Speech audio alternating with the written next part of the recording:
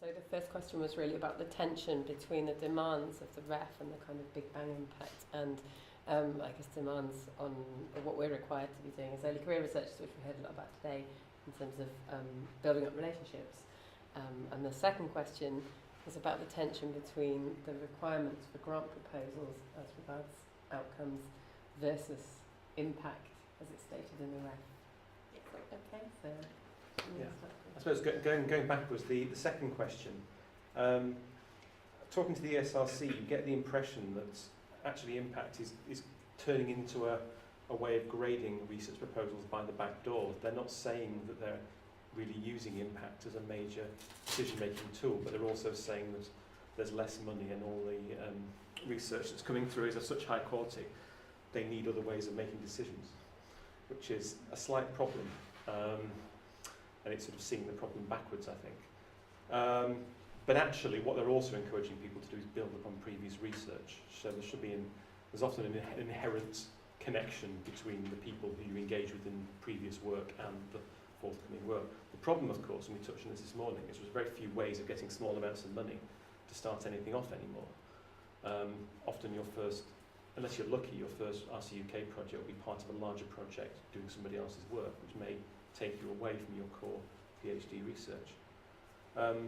The other point is quite interesting because although bureaucratically the REF is supposed to occur in some sort of vacuum, it doesn't. It's peer reviewed by ourselves and people, academics know. So you have a strange situation where some impact cases are the kind of Big Bang research, like Stephanie's case this morning. But actually quite a few others are these sort of weird composite cases of lots of different kinds of work on a particular area over a period of years by a group of researchers within a discipline. And the reason for that is a lot of decisions were made about the overall REF return for a discipline having to represent certain things. So if you're known for your gender research or your research on sustainability, to not put a case in about one of those areas that brings in all the things that you're doing at the university would probably be seen by your peers as slightly odd.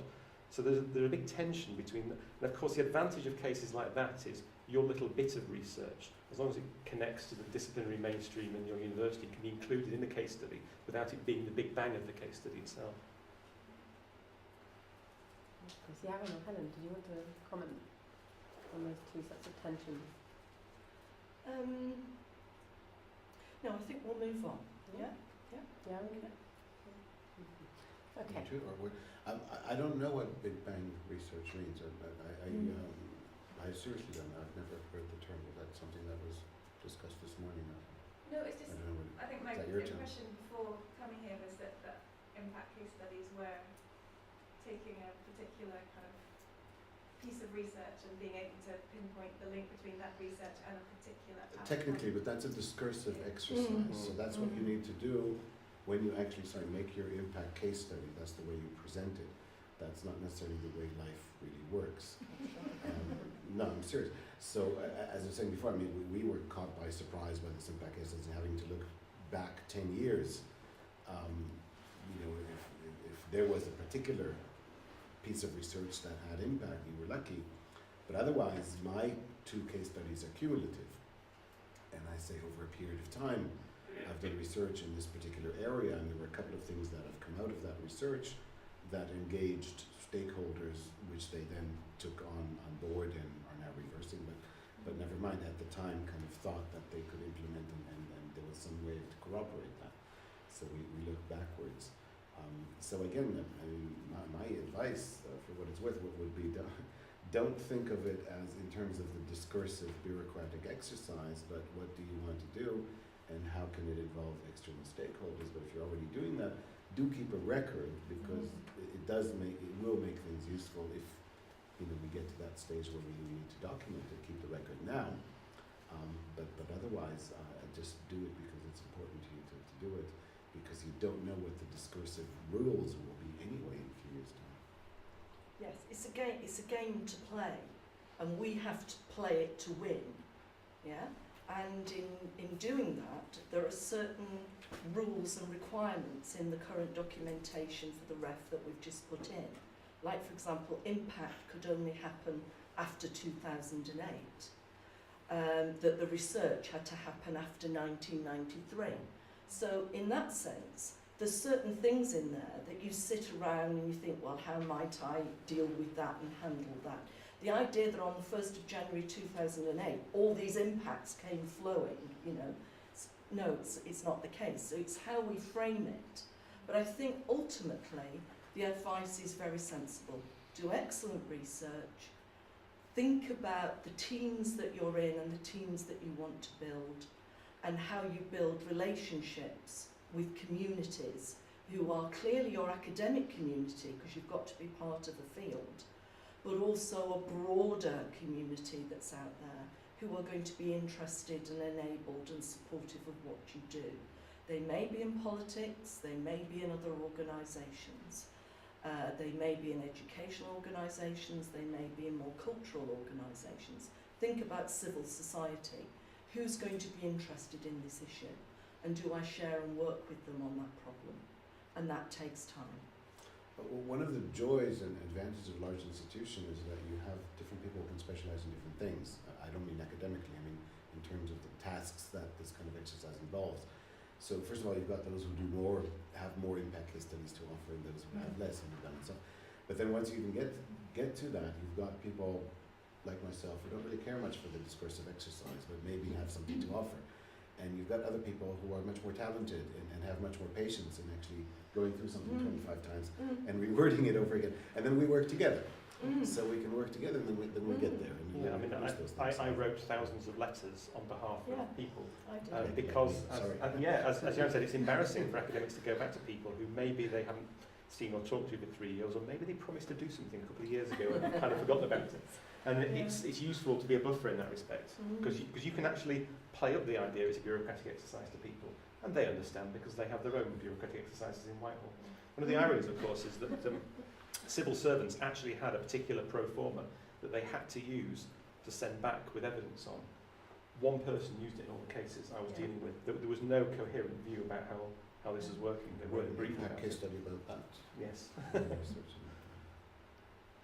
thank you. Are there any more questions to follow? Okay, so we've got two here, and then I think we'll break for coffee. Great. Mine was sort of a quasi question, and I'm checking understanding really, so that I can see if there's anything more to get. But it struck me that the models that you spoke about and the sort of issues we talked about before about language and different audiences was, you sort of said the instrumental and the constructivist, but that most were hybrid. And my sort of feel for that was that's really where the dialogue takes place. Yeah, that's so right. you've got to have, am I understanding that right? So in terms of the language and the action, those models help you in a way structure that. Is that right? Yes. What I did was I asked one of my colleagues about 3 years ago to set up a small working group to read the literatures around research and change and impact in education and what the various models are, the sorts of ones that you were raising, and then to look at, well, what if that's the case then, what's the best way of thinking about it? And then how might we as individuals and our teams start to articulate it? So we've done quite a bit of groundwork even before we'd sat as a professorial group and said, right, who's got an impact case study then? Yeah, you know, and we started to work them up and change and develop them and so on. And the kind of language that we used is one that each field and discipline has its own way of communicating to itself. And when you've only got 3 sides of A4 of a particular point font in boxes and so on and so forth to get the impact statement template written, then you've got to use aspects of shorthand as well as illustrative examples that you're putting in that, and that then supports and underpins your 4 individual case studies. So the language is important, but it's got to be a language that is legible for the audience, and the audience is our peers who are on the panel who are going to read it. But if I was to give this talk to a broader public in the sense of teachers in Manchester, I would articulate and use probably a different kind of language, even though the ideas would be there. And that's, again, an illustration of impact. in itself. It's worth mentioning that the panel have drafted in research users as well Yes. to grade the impact, not any other part of the ref, just the impact cases.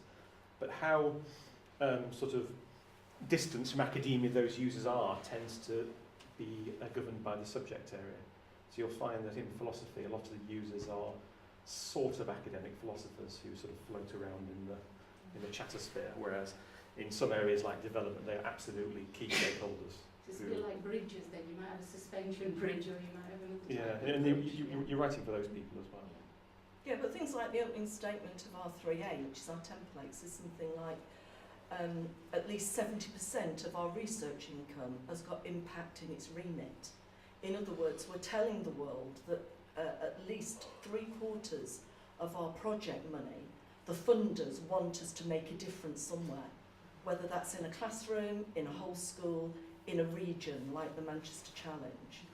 And that was speaking to that kind of broader person as well as our peers who are on the panel. Is it the side of the bridge then where it connects? Yeah. We'll take one last question, I think. So, Do you think that this need to demonstrate impact is a trend and will stay, or is a trend sort of a current trend, or is it something that will stay?